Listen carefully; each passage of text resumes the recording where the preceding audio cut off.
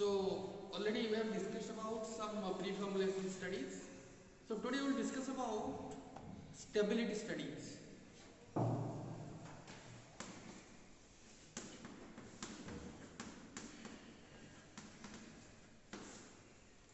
So before that, going for the stability studies that you might have studied in the physical pharmacy. So we have to discuss what is stability and how to know that our drug formulation is stable.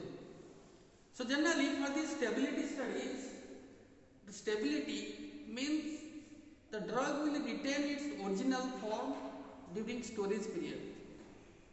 And this from the stability studies also it is interlinked with shelf life of the drugs.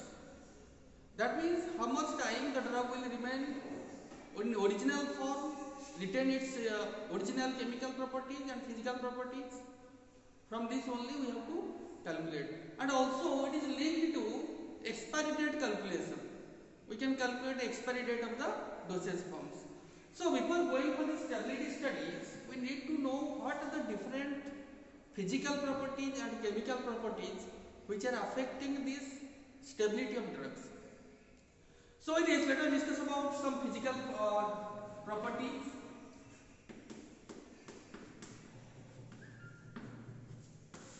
Physical properties. The first one, volatile substances, loss of volatile substances. That means so many volatile substances there we are using, handling in our manufacturing of drugs. For example, menthol, iodine, ethanol. So these are when we will store it for a long days, slowly it will volatilize and its concentration will decrease. So when the concentration of drug will decrease, its dose will be different, dose will change. So that's why it's very much important to handle this type of substances which will lose its volatile properties. Like that, there is another substances which will lose its water, loss of water we can tell.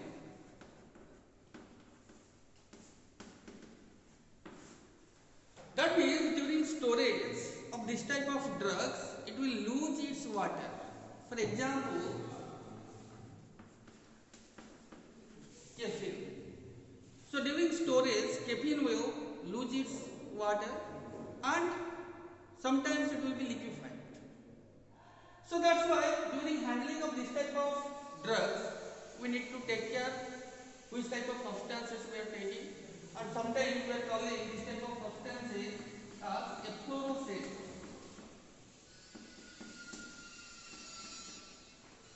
Efflorescent substances.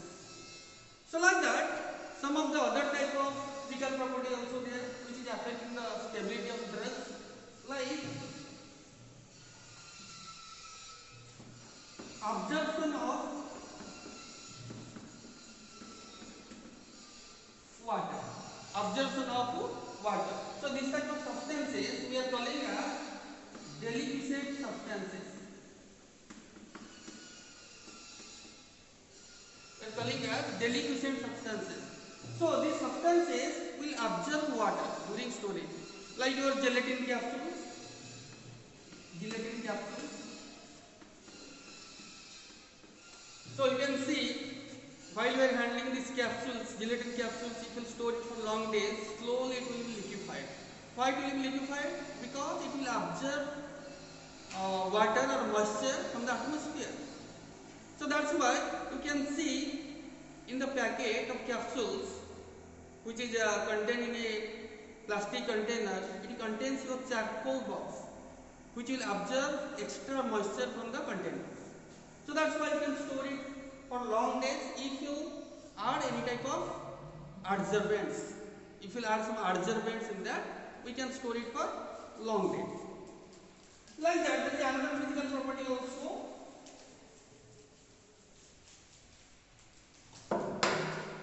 Crystal group.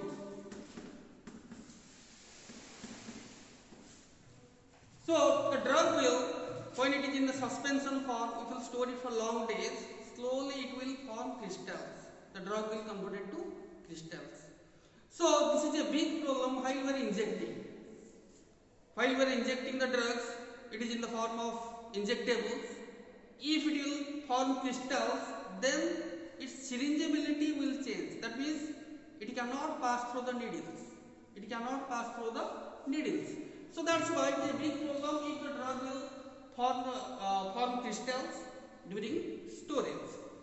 Like that, so many types of chemical properties also there.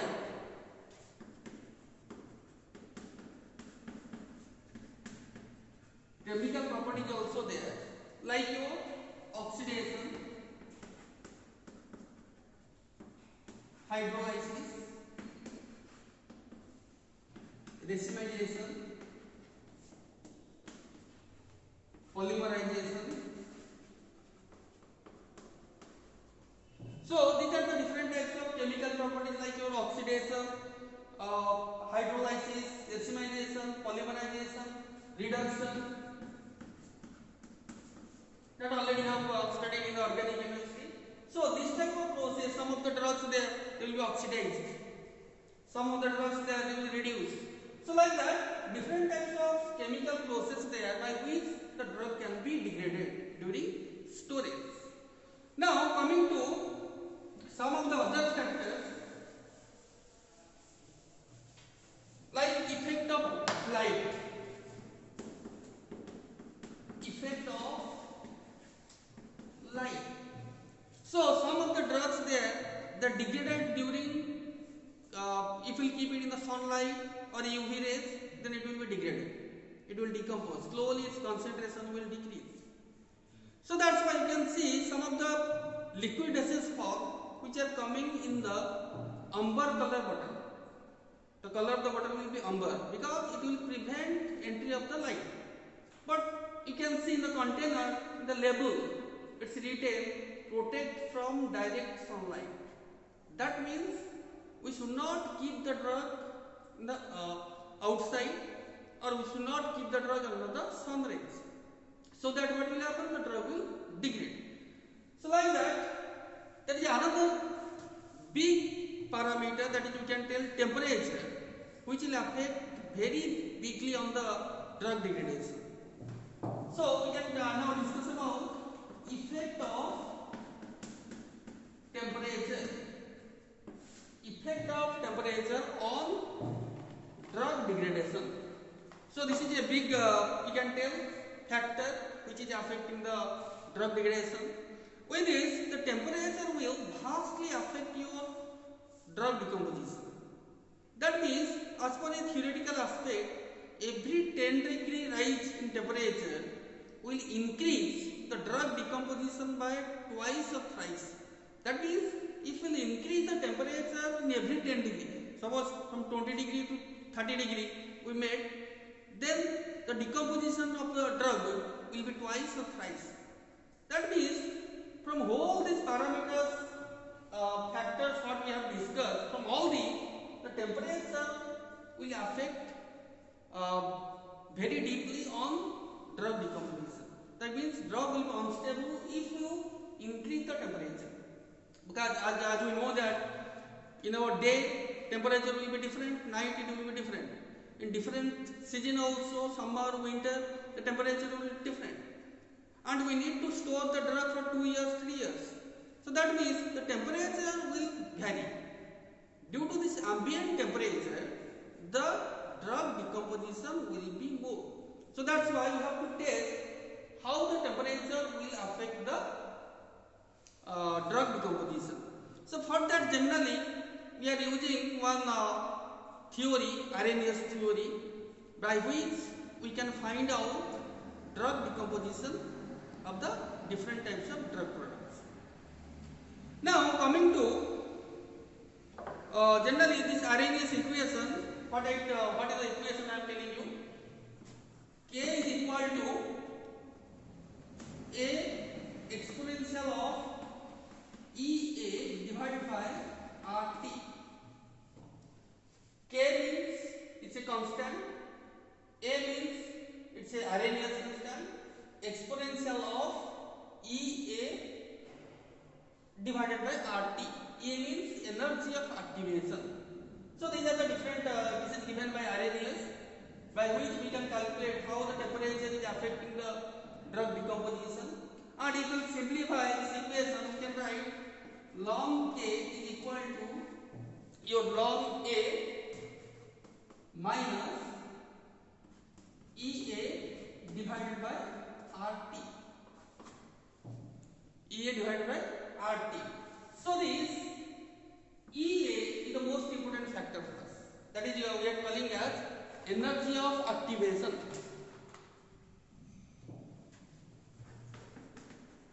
Energy of activation. That means the minimum energy required to activate the molecule or for the movement of molecule, so that it will collide with each other. So generally in a reaction, as per the mechanism, when two molecules will collide with each other, another product will form. So that's why for this collision, for the movement of drug, there is a energy required for that. That minimum energy required, we are calling as energy of activation. If energy of activation will reach, then the molecules will collide with each other and it will form another product, or it may decompose. So that's why we can calculate by using this equation. Energy of activation we can calculate by using this equation, and also we can find out how the temperature is affecting this drug decomposition. Getting it? So it is now. This is all about your pre-formulation studies. Now we will discuss about, as per your syllabus, we will discuss about another factor, BCS classification.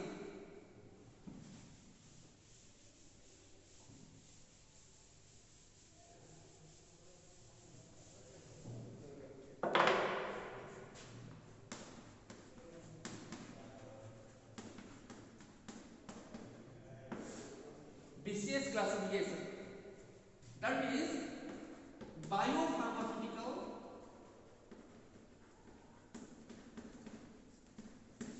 classification system.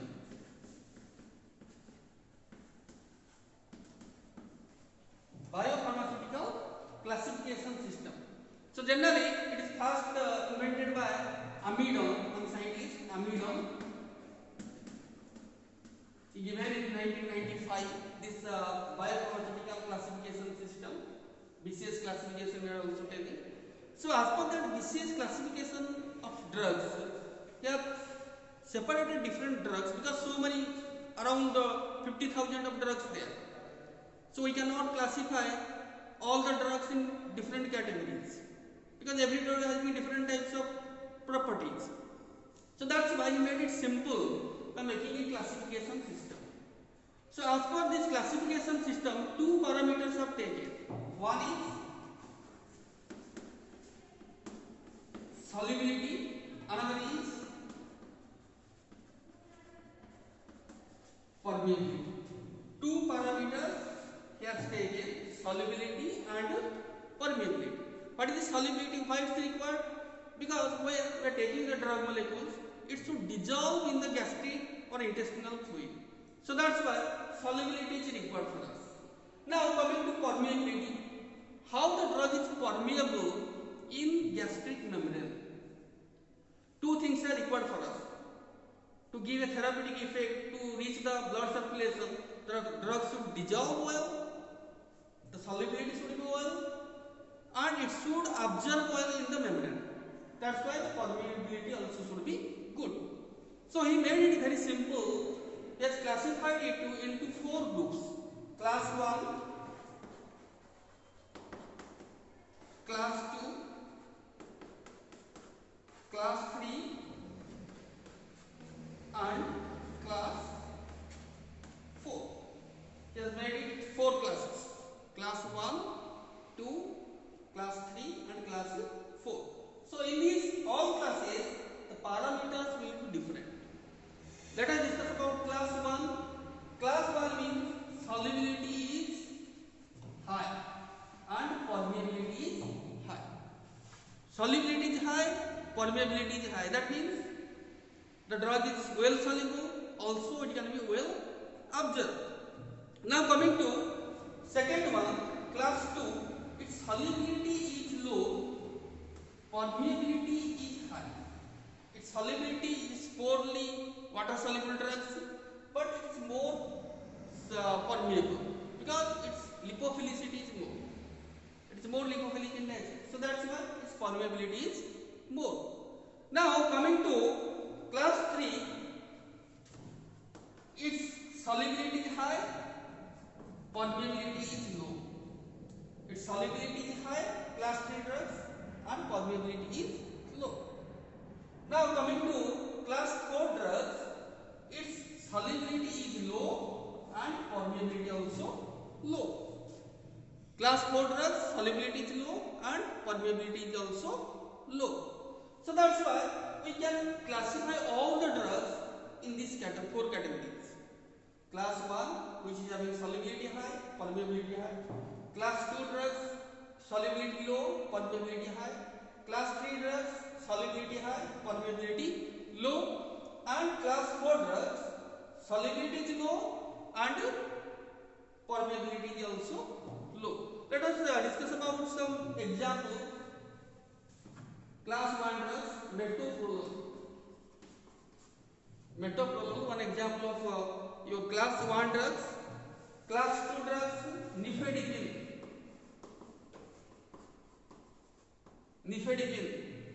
example of class 2 drugs. Then your class 3 drugs, cimetidine. Your class 3 drugs, and class 4 drugs, example is Taxol. One example of class 4 drugs. So these are the different classifications as per BCS. Class 1, 3, 4, 5, 1, 2, 3, 4, and there are some examples. And also we have discussed about what are the properties, how the solubility and permeability will change. Then let us discuss about what is the significance of these BCS classification system. What the benefit you will get.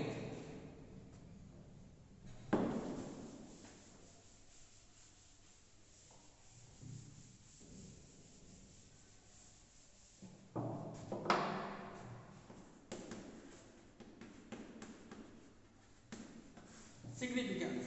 First one, for the in vivo dissolution studies, in vivo performances, we need these BCS classification studies. For in vivo studies, we need BCS classification system. Then to extend different stages of drug delivery system, that means there are so many types of drug delivery systems there, and it has to pass different stages. And to extend that, to support that drug delivery systems, we need BCS classification system. And also to choose different drug delivery technology, because there are different types of drug delivery technologies are there. It's not only tablet, capsule or solution, syrups. So many types of new drug delivery systems are coming, like your different novel drug delivery systems, transdermal drug delivery systems, control release, sustained release.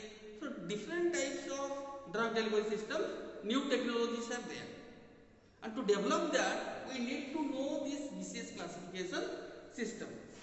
And finally, to regulation of the bioequivalence studies, regulation of